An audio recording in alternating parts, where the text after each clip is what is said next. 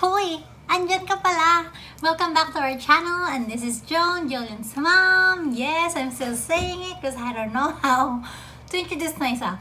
Maybe you guys can tell me how or guide me. So, as you can already tell from the title of this video, I wanted to do an update on the Hoyas that I got from Thailand before they actually stopped importing plants from Thailand.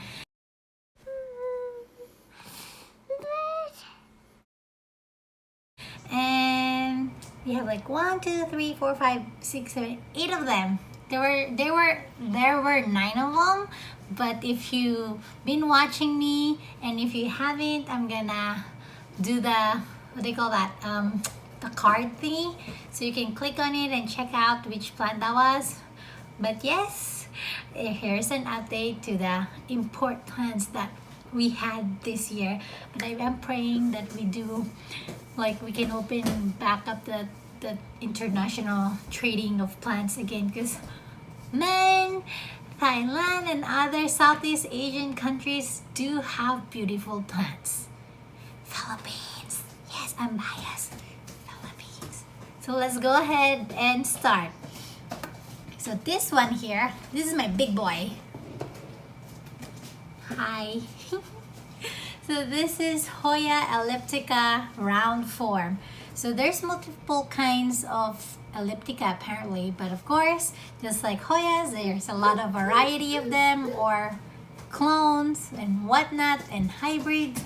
But this one here is, man, this is the biggest Hoya I bought so far. Like the length, and it's, I don't know, like the number of leaves it has. So I got this, I think, how long has it been?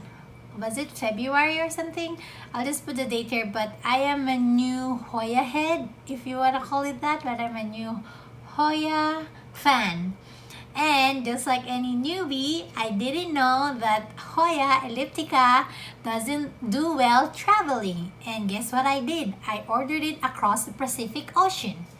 Yes! So when I first got it, it was very flimsy, almost like I felt like it's gonna die. And at the same time, since it is from, don't poke my face, but again, since it's from Thailand, and I guess they cannot really send plants in soil, it has to be in sphagnum moss. So imagine the trauma or the stress that this plant has already went through. It was in soil, they plucked it out of soil, they rinsed out the soil out of the roots, like really sprayed it in water. I'm just imagining this, and brushing off some soil, because again, they cannot import soil.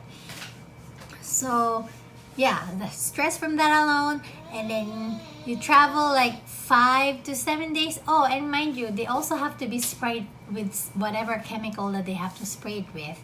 So another stress, being in a dark box for how many days, and then come to a new location that is not Thailand, except it's in Southern California.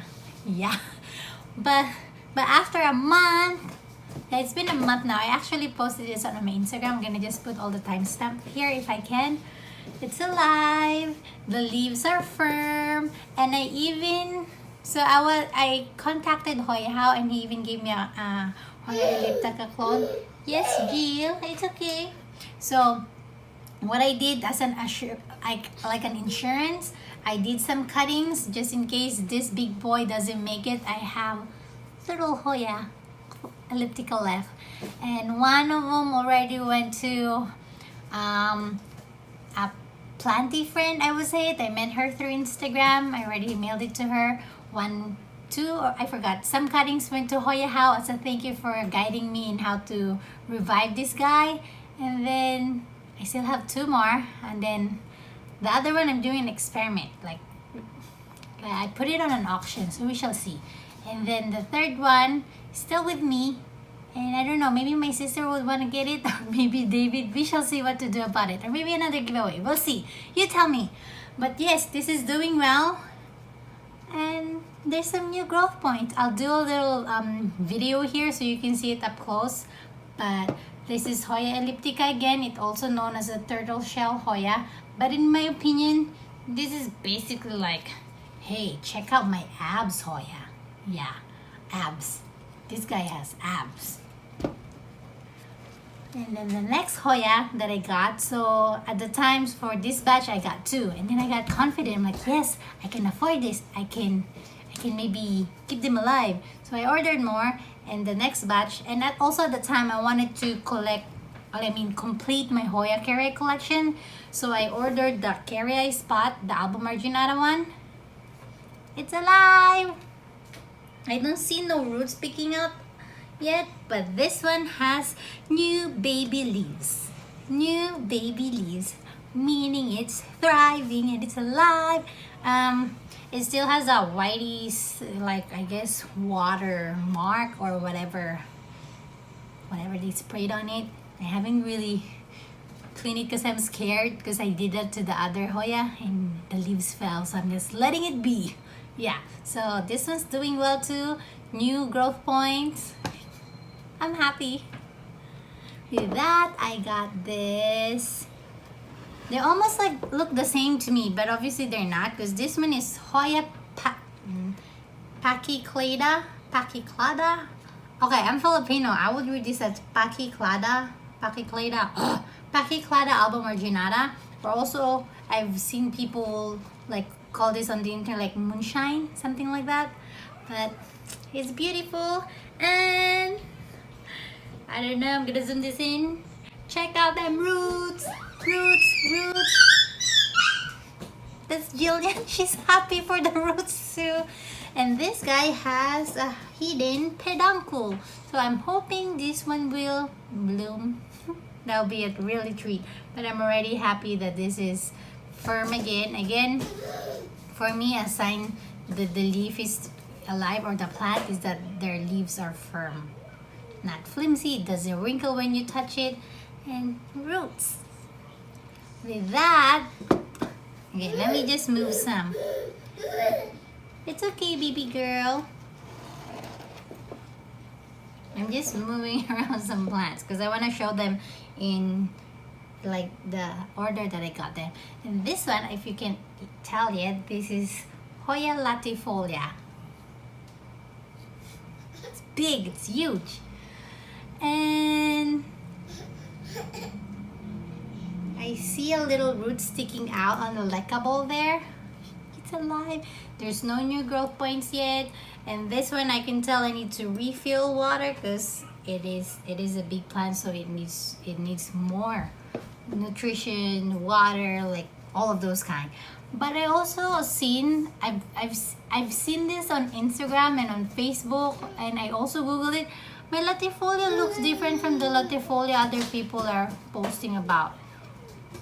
I don't know what this called, this line stuff here. Theirs are more prominent than mine. Maybe this is a Thailander version of a latifolia. But hey, this was sold to me as a Hoya latifolia and it is doing well. There's roots sticking out and I'm happy about it. Let's move on. And then the next 4, if you might still remember them from my was that rare Hoya haul domestically and internationally. They're still alive and thriving, and I'm happy to share that my Hoya Mary DTI is doing well. I did lose some leaves.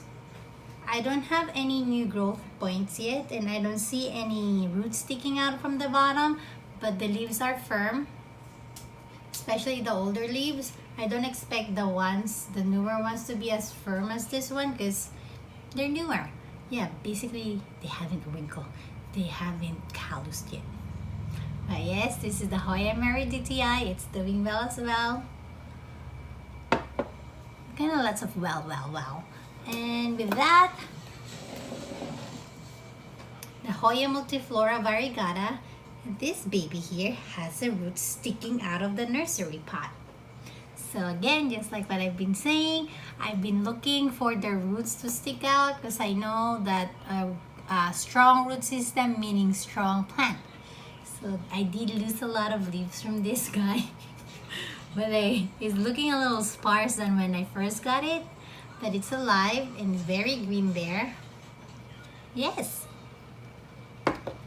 But I believe out of all of these Hoyas at the moment, this is the one that hasn't really acclimated well, in the sense because as you can see here, I don't know if you can really tell, this one hasn't firmed up, and then as I pinch it I see wrinkles. So basically this plant is dehydrated still. So I'm gonna actually check on the roots of this later to see how they are, because the only way for this plant to get hydrated is through the root system, for it to draw water and provide it to it. But yeah, I'm gonna check it, and that's also the reason why this plant has more water, because I'm hoping that it produces roots just like when you're rooting it like a normal cutting. And this is the Hoya Spa GPS 7020 Splash. Yes. And the last but not the least, oh, definitely not the least, is a Hoya undulata.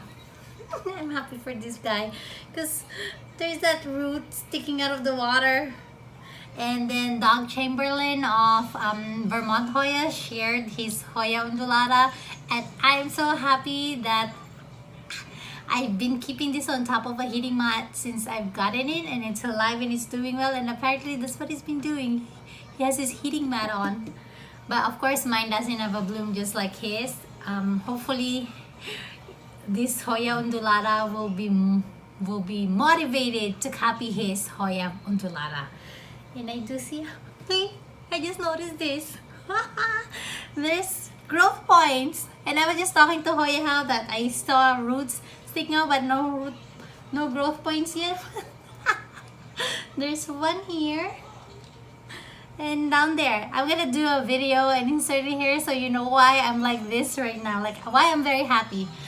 Again, this is my Hoya undulata. I'm so happy for it. Well, I'm so happy for all of these plants that they are thriving well. So yeah, so they're alive and happy, and I guess it's just right that I at least tell you how I acclimated them. In general, for all of this, what I did, since when I ordered them, they were all in sphagnum moss, and I did mention on my previous video that probably the reason why my Hoya hairy spot died is because they were so stuck in the crevices of the roots when I decided to stick them in LECA and soil. Most likely, if I remember correctly, they're almost like peat mossy, so it's gonna retain moisture. And roots that, especially Hoyas, what I've learned so far, they don't like their roots to stay wet. They don't like their roots to stay wet.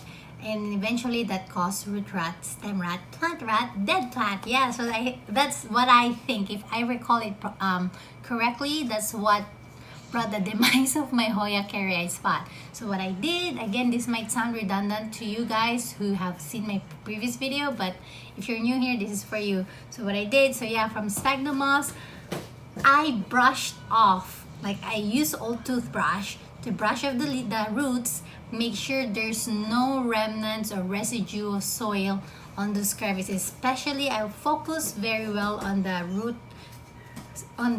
growth or root point, point of growth of the roots that is connected to the stem.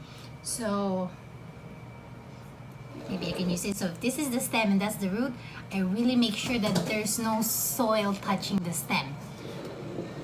And then, just like this guy, so I put LECA and everything, and I just put filtered water and put it on top of a heating mat. That's what I did, and here we are. Except for this guy, the Hoya elliptica, because it's so big it wouldn't fit under my bookcase.